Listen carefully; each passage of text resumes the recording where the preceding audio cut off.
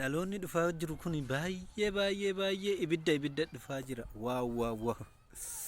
Daa'ima kana dhaggeeffadhaa mesiniin afeera. Maqaan koo qabsoodha dhaloota gubee sinarraa dubbii ishee keessa foonna gubee dachee dhaqa maalee galti dhaba taate lafa anna ayyoo akka laga yaate dachee nagarwaare lubbuu itti laate